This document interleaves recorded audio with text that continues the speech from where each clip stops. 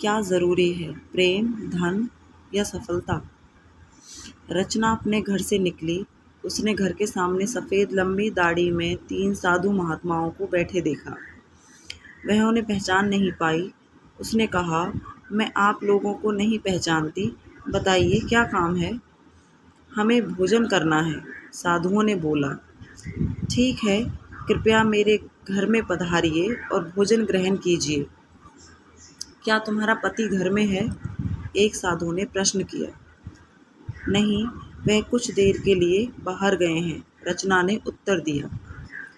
तब हम अंदर नहीं आ सकते, तीनों एक साथ बोले। थोड़ी देर में पति घर वापस आ गया।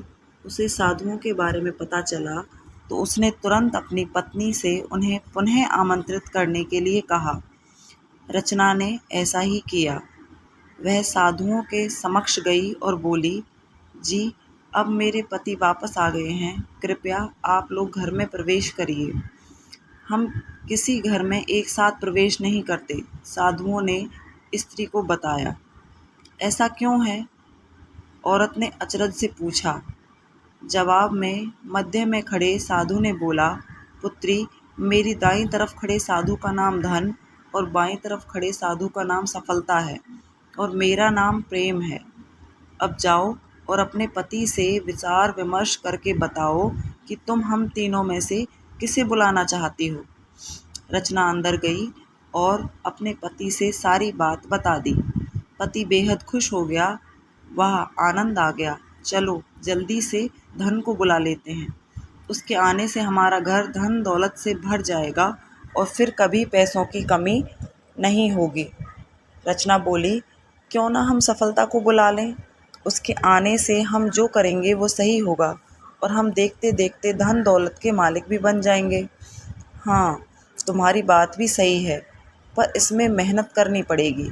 मुझे तो लगता है धन को ही बुला लेते हैं, पति बोला। थोड़ी देर उनकी बहस चलती रही पर वो किसी निश्चय पर नहीं पहुंच पाए।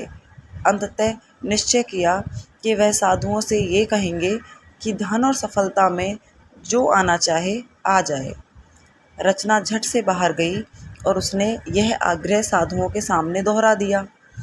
उसकी बात सुनकर साधुओं ने एक दूसरे की तरफ देखा और बिना कुछ कहे घर से दूर जाने लगे। अरे, आप लोग इस तरह वापस क्यों जा रहे हैं? रचना ने उन्हें रोकते हुए पूछा।